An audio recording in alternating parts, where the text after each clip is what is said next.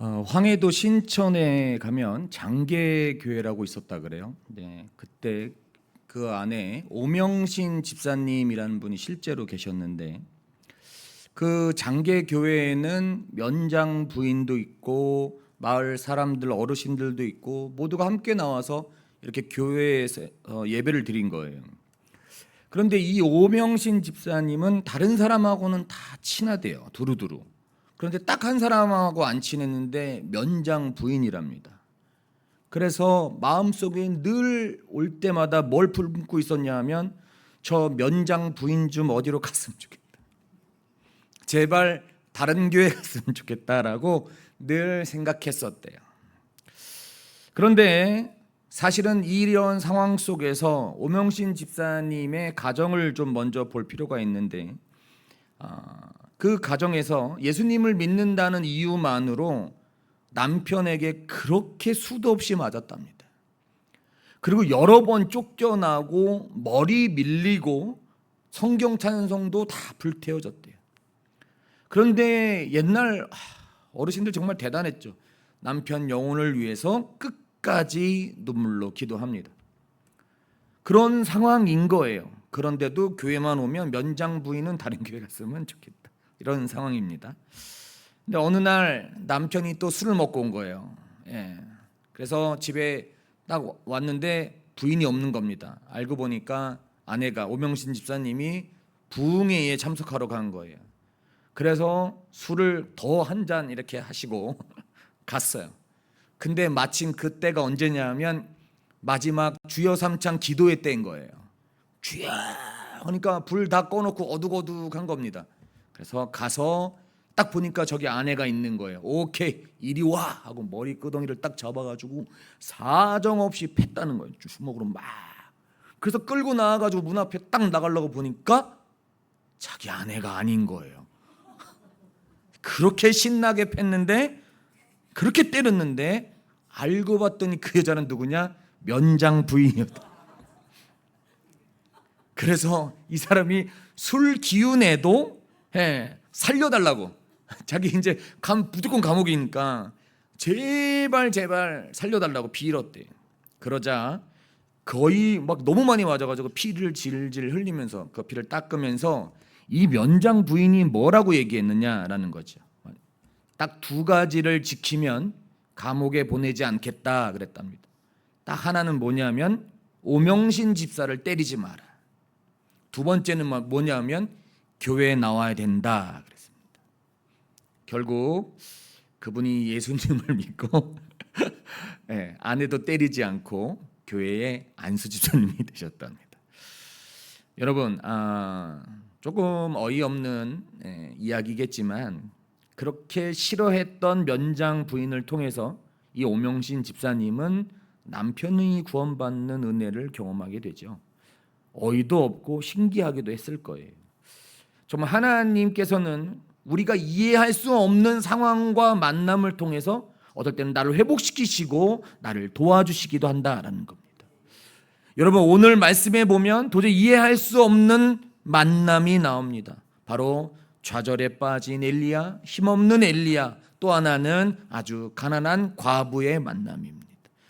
그렇다면 이 둘의 만남은 어떤 결과를 나타내겠느냐라는 거죠. 여러분 아시다시피 오늘 말씀에는 능력의 종이라는 엘리야가 등장을 하죠. 그 시대에 악하기로 소문난 아합이 왕위에 있지 않습니까? 그런데 여러분 이 사람은 그 악하다고 하는 이전 왕들보다도 더 악랄한 사람이에요. 그래서 바알을 섬기던 이세벨을 아내로 삼고 그와 함께 바알 신도 섬기고 아세라 목상신까지 섬기며 그가 제일 잘한 일은 뭐냐면 하나님을 능욕하고 악을 행한 일이에요. 그때 엘리야가 아합 왕을 찾아가서 얘기하죠. 왕이시여 앞으로 내 말이 없는 동안에는 절대로 비가 내리지 않을 것입니다 라고 선포했어요. 여러분 아합이 어떤 사람이라 그랬습니까? 악하기로 소문난 사람이라고요. 이 사람들은 정말 끝까지 가서 사람 죽이잖아요. 그러니까 가만히 있지 않을 거 아닙니까? 그러자 하나님이 어떻게 해요? 엘리야를 그릿 시냇가로 피신시키시죠. 거기서 까마귀를 통해 먹이시기도 하고 또 그에게 물을 먹이시기도 했죠. 그런데 진짜 엘리야의 선포대로 계속 비가 오지 않는 겁니다. 시내에 물이 마르게 되고 하나님은 이렇게 말씀하십니다. 물이 말랐다고 걱정하지 마라. 내가 너를 도와줄 테니 너는 지금 시돈에 속한 동네인 사르밧으로 가라 그랬습니다. 거기에 한 과부를 통해서 엘리야 너를 내가 먹일 것이다 라고 말씀하시죠. 그런데 여러분 조금만 생각해 보면 제가 엘리야라도 이상했을 것 같아요. 하나님이 이제 자신을 먹이신다고 또 입히시겠다고 말씀하시는데 그 사람이 누구냐면 과부라는 거죠. 더군다나 어떤 지방 사람이냐? 바로 시돈에 속한 사르밧 동네의 과부라는 거죠. 여러분 아시다시피 시돈이라는 지방은 어떤 곳입니까? 바로 엘리야라고 하면 아주 치를 떠는 그 이세벨, 아합의 부인이었던 이세벨의 아버지인 엣발이 다스렸던 지역이에요. 여러분 우리는 그것을 뭐라 그러냐면 바알 숭배의 본거지다라고 말할 정도죠. 여러분 하나님께서 엘리야가 가장 싫어하는 우상숭배의 본거지의 백성인 이방인 과부를 통해서 어떻게 해요? 나를 먹이신다는 거죠. 엘리야는 조금 이해하기가 어렵겠습니다. 근데 여러분 가만히 살펴보면 누구를 통해서 먹이신다 그랬습니까? 과부를 통해서 먹인다 그랬어요. 여러분 수도 없이 들으셨겠지만 당시에 과부는 어떤 지위를 갖고 있었냐라는 거죠.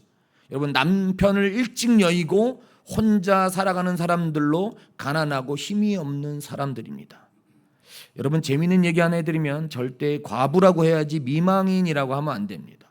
미망인이니까 되게 멋있어 보이잖아요. 예, 남편을 곧 따라갈 사람이 미망인이에요. 남편 없이 혼자 사는 사람은 과부고요. 어머 우리 미망이니까 안 돼요. 그냥 과부 하세요. 아셨죠? 네. 여러분 과부를 히브리 언어로 알마나라는 단어를 사용하는데 힘이 없는, 의지할 자가 없는 이라는 뜻이에요. 신약 성경의 헬라어로는 뭐냐면 제라라는 단어를 쓰는데 이 단어 또한 결핍되다, 부족하다라는 뜻이에요.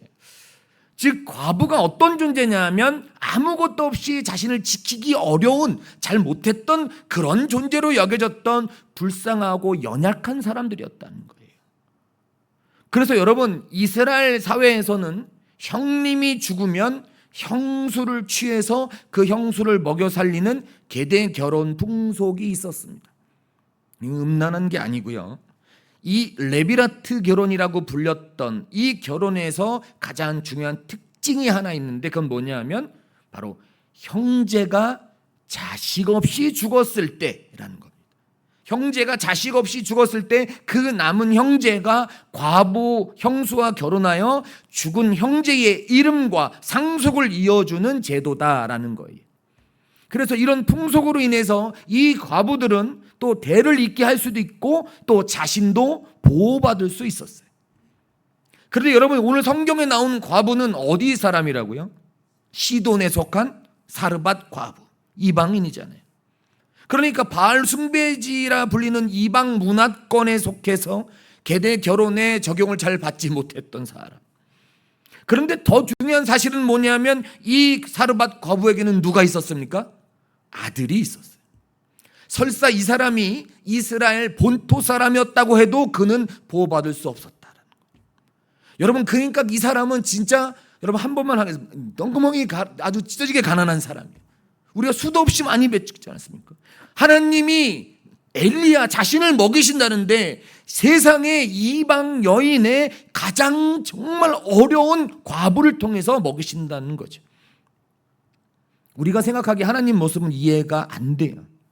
적어도 좀 엘리야를 도와주려면 좀 집도 있고 좀 자기 자신이 좀 사는 데는 진짜 좀 멋있고 좀 이런 사람이어야 되는데 정말 가난하다 뭐 찢어지게 가난한 과부를 만나는 거죠. 여러분 이 생각이 조금 더 고민해 볼 필요도 있었을 것 같아요. 그런데 여러분 우리는 지금까지 엘리야 입장에서만 생각해 본 거예요. 혹시 과부 입장 한번 생각해 보셨습니까? 이상한 남자가 왔어요. 엘리야라는 사람이. 그러니 뭐라 그러냐면 물을 달래요. 그 물을 떠다 주려고 그러니까 이제 뭐라 그래요? 떡을 달래요. 이거 어떻게 정말 너무 어이가 없지 않습니까? 극히 소량밖에 없어서 가루와 기름으로 만들어서 엘리야를 주면 이제 자기와 아들은 아무것도 먹지 못하고 굶어 죽는 거예요. 그러니까 진짜 어이없는 상황 아니었겠냐는 거죠. 과부의 입장에서 봐도 그렇다는 거죠. 그런데 여러분, 그 엘리야가 한 말이 있습니다. 그건 뭐예요? 하나님이 너를 통해 나를 먹이시겠다 했다는 거죠. 그래서 여러분, 열왕기상 17장 11절에서 14절에 이렇게 행동을 취합니다. 11절에서 14절을 제가 봉독하겠습니다. 그가 가지러 갈 때에 엘리야가 그를 불러 이르되 청하건대 내 손에 떡 한 조각을 내게로 가져오라.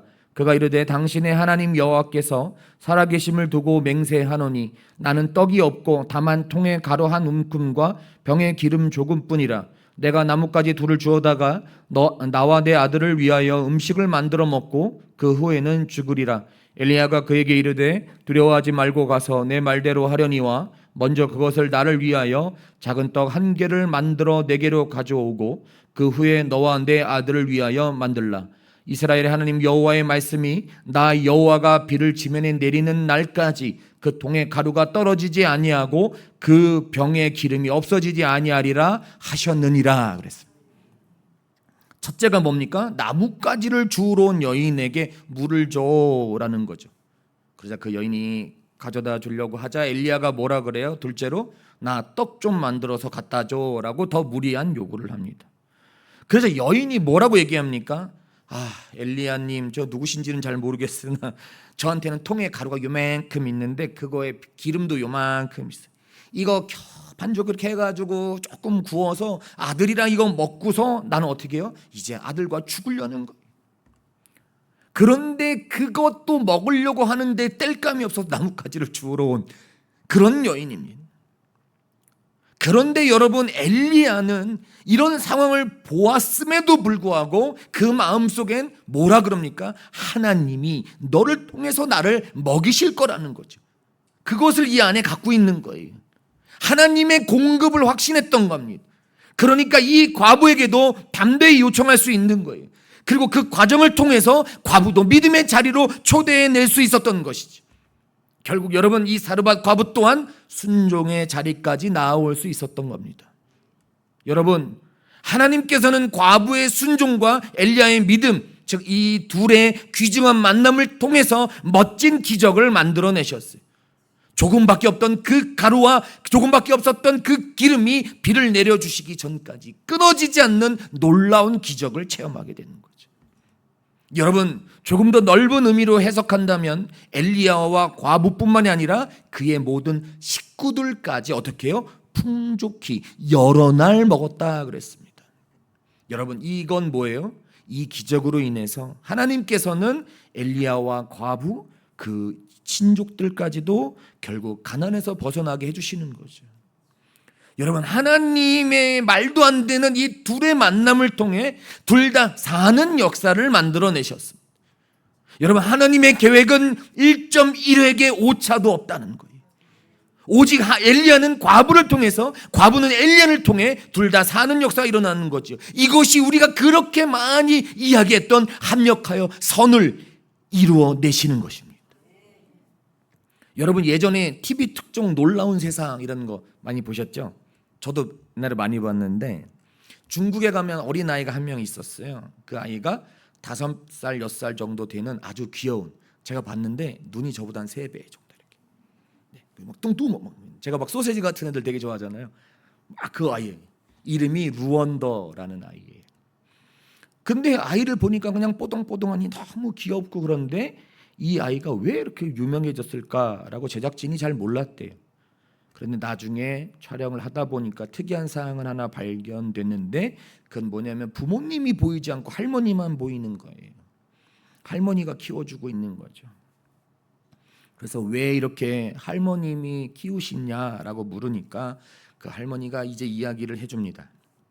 그 아이의 부모 아빠 루이와 엄마 탕이루는 지금 현재 병원에 있는데 아빠는 정상인데 엄마가 알고 보니까 아무것도 할 수 없는, 아빠 없이는 할 수 없는 식물 인간이었던 거예요. 엄마는 처음부터는 식물 인간이 아니었대요. 알고 보니까 루이와 탕이루가 서로 너무 사랑해서 결혼했는데, 그런 예쁜 커플이었는데 어느 날 아무런 이유 없이 머리를 감다가 뇌출혈로 쓰러지게 됩니다. 그 이후로 병원으로 옮겨졌는데 식물인간이 된 거예요. 그런데 더 중요한 사실이 밝혀졌는데, 바로 그 부인 탕이루가 임신 5주차의 임산부였다는 거예요. 너무 마음도 아프고 속상해서 남편이 계속 울기만 하는 거예요. 그래서 식물인간에 된 아나를 바라보면서 가서 얼굴을 만져주며 이렇게 얘기합니다. 당신이 아이를 임신하고 있었어. 어떻게 해야 될지 막 고민하다가 나는 당신이 너무나 소중해서 당신한테 미안하지만 아이를 지우기로 했어. 그랬습니다. 그런데 갑자기 모든 신경이 마비된 아내의 눈에 눈물이 계속해서 멈추지 않는 거예요. 그런데 웬만하면 멈출 것 같은데도 계속 멈추지 않는 겁니다. 남편이 이야기합니다. 눈을 보면서 고개를 끄덕거리니까 계속 눈물이 더 나오더래요. 이거는 신호다라고 생각했어요. 그러고 나서 아이를 낳아야 되겠다라고 결심을 합니다. 그래서 그때부터 남편은 평소에 5배 이상의 아내를 정성껏 간호하기 시작해요. 결국 8개월 뒤에 그녀는 모두의 걱정을 뒤로한 채 조금 작긴 하지만 1.7kg의 건강한 사내 아이를 출산합니다. 그런데 여러분, 놀라운 일이 하나 벌어져요. 특이한 일인데, 그 태어난 그 아이, 요만한 1.7kg면 얼마나 작겠어요. 그 아이를 이렇게 품에 딱 안겨주려고 가니까 갑자기 엄마의 팔이, 제가 그 영상을 보다가 저도 그냥 오열하다 울었는데, 갑자기 팔이 막 이렇게 떨리는 거예요. 신경으로 지금 식물인간인데 막 이렇게 하더니 그럽니다. 뭐라고 말은 하지 않는데 계속 소리를 질러요. 뭐 하는 거예요? 안고 싶어가지고. 엄마가 이 아이를 안고 싶어. 얼마나 예쁘겠어요. 요만한데 그 아이를 안고 싶어서 아무것도 할 수는 없는 엄마가 한 일은 갑자기 팔이 움직이면서 그 소리 지르는 것뿐이었어요. 여러분, 결국 나중에 이 엄마는 간단하지만 의사소통까지 가능합니다. 그리고 아들을 가슴에 이렇게 품어요. 여러분, 나중에 의사가 얘기하는데 아내도 아이도 둘 다 너무너무 위험한 상황이었답니다. 모두 다 죽을 수 있는 상황이라는 거죠. 그래서 뭐라고 얘기하냐면, 하필이면 이때 산모와 아이가 만났다는 것 자체가 너무나 불행했던 상황이었다라는 거지. 정말로 이 둘의 만남은 기적이다라고 얘기했어요. 여러분, 우리가 하나님께서 합력하여 선을 이루어내셨다는 것을 수도 없이 이야기했어요. 그런데 여러분, 우리가 어떻게 했냐면 그렇게 하나님을 원망했습니다. 여러분, 근데 이 남편이 마찬가지였어요. 하나님을 원망합니다. 왜 하필이면 아내가 쓰러졌을 때 아이를 주셨느냐라는 거죠. 둘 다 이럴 수도 있으니까. 전부를 잃는 거 아니겠습니까? 그런데 여러분, 오히려 이 아이를 통해서 아내를 살려내셨습니다. 그리고 살아야 될 이유와 의지도 생기게 하셨지. 그래서 이제 아내와 함께 힘을 합쳐서 더욱 재활에 매진할 수 있게 되었다고 해요. 사랑하는 성도 여러분, 혹시 우리가 신앙생활을 하면 제일 많이 겪는 게 뭔지 아세요? 난 왜 이 사람을 만나서 상처를 받아야 되냐라는 겁니다. 다른 구역도 많은데 하필이면 나는 이 구역에 들어와가지고 이 사람들하고 만나서 짜증이 너무 나고 미워서 죽을 것 같은 거지. 그 다음 말이 뭐냐면, 내가 저 사람만 아니면 진짜 신앙생활 행복할 것 같은데 라는 거지. 그리고 나서 하는 일이 뭐냐 하면, 아까 이야기했듯이 하나님을 이해할 수 없다며 원망하는 거예요. 그리고 나를 왜 이 구역에 보냈는가, 왜 이 교회에 보냈는가 하고 답답해하는 거죠. 그래서 하나님은 왜 이런 만남을 주셨는가 이해하지 못하는 겁니다. 여러분, 저는 목사인데 그런 일이 없었겠습니까? 저는 목사인데 그럼요, 상처를 주어도 야 이 돼지야 이랬어요. 상처를 확 받아요. 예, 상처를 받죠. 예, 제가 기타를 치면 조그만 기타인데 우쿨렐레냐고 한 권사님도 있어요. 상처를 받죠 제가. 여러분, 제가 너무 무거운 것 같아서 우습게 좀 재밌게 이야기했지만 여러분, 저도 마찬가지죠. 화나면 저 사람만 좀 없었으면 좋겠다. 내가 중고등부 사역을 하는데 저 사람만 좀 없었으면 좋겠다는 생각을 쬐끔 했습니다. 많이 했다 그러면 혼날 것 같아가지고. 여러분, 그런데 우리가 기억해야 될 건 하나님께서 이러한 이해할 수 없는 만남을 통해서 둘 다 사는 역사를 이뤄내신다는 거예요. 여러분, 제가 그 사람 때문에, 여러분 진짜로 제가 그 어린 나이 때부터 사역했을 때 저는 뭘 배웠냐면 인내를 배웠습니다. 저 오래 참음도 잘 배웠습니다. 그리고 내려놓는 게 뭔지를 배우기 시작합니다. 그리고 나서 어머니한테 들었던 이야기 중에 하나님이 너를 용서 안 했으면 어떻게 됐을 뻔했니? 맨날 이런 얘기도. 그리고 그 사람 때문에 더 기도하기도 했고, 그 사람 때문에 진짜 기타를 치면서 혼자서 4시간 5시간 막 기도하고 찬양할 때도 있었어요. 여러분, 결국 그 사람 때문에 제가 더 성장한 것을 볼 수 있습니다. 여러분, 양을 키울 때 같이 키우는 애가 있습니다. 그 애 동물 이름이 뭐죠? 맞습니다. 우리 장기자 권사님. 역시 장씨들은 다 맞습니다. 염소를 같이 키웁니다. 얘는 몇 살 되지도 않았는데 애가 수염이 나요. 여기 막 수염 이렇게 저도 이렇게 이성준 목사님처럼 이렇게 멋있게 쫙 이렇게 안 나고 안중근처럼 이렇게 조금 이렇게 이방 느낌의 이렇게 수염만 나는데, 얘도 저랑 비슷해요. 얘가 염소인데 이렇게, 그죠? 그래서 스물스물 나가지고 얘는 절대 가만히 있는 애가 아닙니다. 가서 뭘 하냐면 계속 들이받아요. 계속 들이받아. 정말 들이받아. 그래서 얼마나 얘가 매를 버냐면, 그래서 울음소리도 매 이러잖아요. 매를 벌어요. 얘가 계속 들이받으니까요.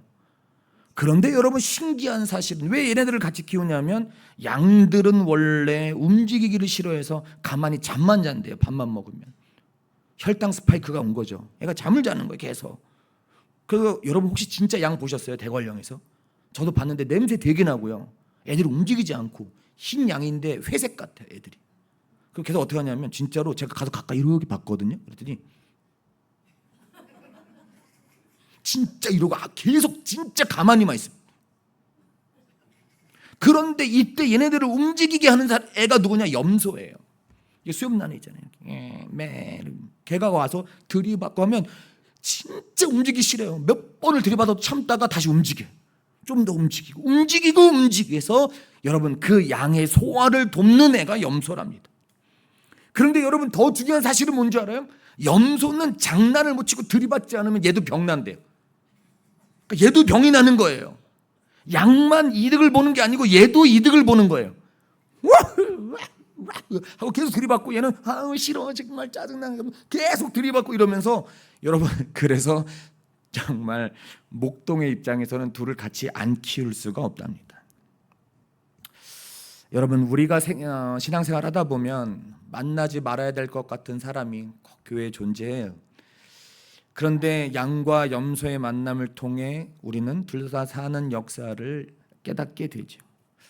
여러분, 사역을 하다 보면 제가 미워하는 사람도 있고 저를 미워하는 사람도 있어요. 그래서 여러분, 우리가 할 일은 그들을 인해서 때로는 푸념 늘어놓을 수 있죠. 이야기할 수 있지요. 그렇지만 그래도 끝까지 하나님 바라보며 기도하며 나아가는 것이 우리가 서로가 함께 온전히 서가는 가장 좋은 방법입니다. 그래서 노사연 씨가 이야기합니다. 우리의 만남은 우연이 아니야.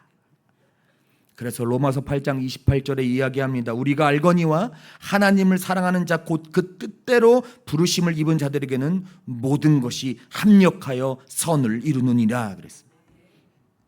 여러분, 때로는 상처받고 많이 힘드시고 속상하고 답답하고 다 내려놓고 싶으실 때 있죠. 그때가 바로 하나님이 나를 성장시키시고 세우실 그 가장 초입에 와 있다는 사실을 기억하고, 정말 최선을 다해서 하나님께 감사함으로 나아가는 우리 귀한 모든 성도님들 되시길 주님의 이름으로 축원합니다. 우리 함께 기도하겠습니다. 하나님, 저희는 너무나 연약하여서 상처도 잘 받고 또 상처를 잘 주기도 하고 마음속 깊은 곳에서부터 미워하기도 하고 너무 화가 나면 저주를 퍼붓기도 하는 그렇게 죄악에 빠져있는 연약한 자들임을 고백하게 됩니다. 하나님, 오늘 우리 엘리야와 사르밧 과부처럼 만나면 안 될 것 같은 사람들의 만남을 통해 하나님은 기적을 이뤄내셨듯 하나님, 우리를 통해 이 기적을 일으켜달라고, 내 마음에 진짜 용서와 사랑이 넘쳐나게 해달라고 우리 함께 통성으로 기도하겠습니다.